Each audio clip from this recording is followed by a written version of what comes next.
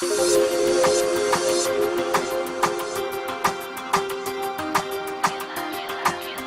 May. Last week, the Prime Minister announced, to the surprise of many, I think it's fair to say, that she wasn't a quitter and would lead the Tories into the next election. Well, let's talk now to Jacob Rees-Mogg, who emerged as the unexpected favourite over the summer to take her place. Jacob Rees-Mogg, are you on manoeuvres?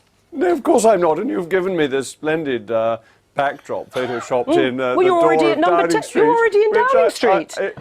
I haven't become the BBC's special Downing Street correspondent. Not yet. I think that would be a wonderful job to have. Well, except you have to be impartial and balanced, of course, Jacob Well, Rees-Mogg. I am, unlike many people in the BBC, but we'll let that go for a moment. That's not true. So you're standing there in front of number 10. How does it feel?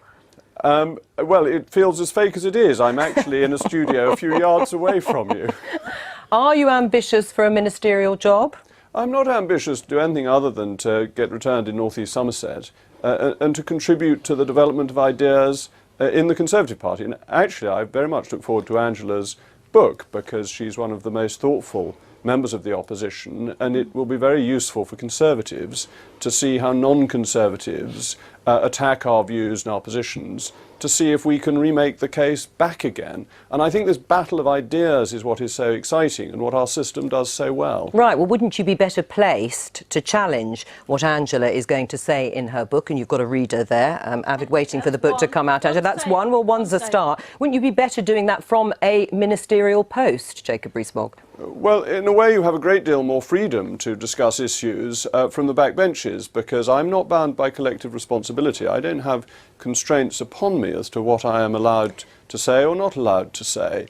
And that is perhaps an easier position to be in to discuss broad issues, rather than ministers, obviously, who are quite rightly confined to their own subject area. Right. Are you surprised to find yourself as this unexpected front runner for a leadership that isn't yet vacant? I'm as astonished as you are. It's all jolly August stuff, and now we're in September. I imagine it will calm down. Were you disappointed by Theresa May's declaration that she is going to stay on, she says, and fight the next election?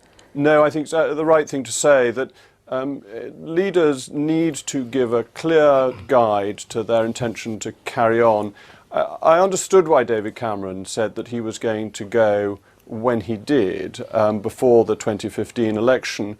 But once leaders say that, their authority seeps away, and authority in politics is crucial to the ability to get things done. But from some of the reaction from the backbenches, not you necessarily, I think there was incredulity to some extent that she did declare, having said she would leave it to the party to decide how long she would stay as leader, that she would carry on. Well, all leaders are servants of their party in some way, and they can't carry on if the party doesn't want them to, so that inevitably remains true.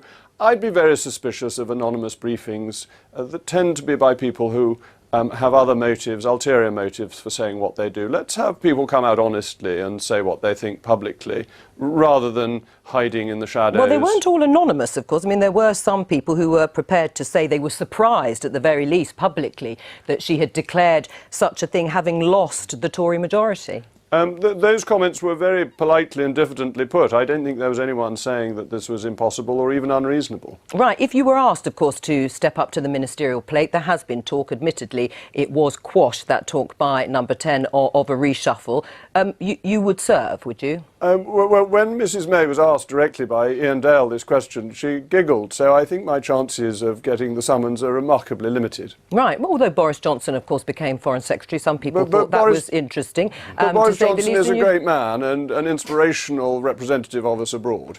Right. What would you do if you were offered a ministerial post? What would you... I mean, just imagine a little bit like that backdrop behind you, as you say, is fake. You're not really in Downing Street. But just imagine there was a ministerial post offered you. Which would you like?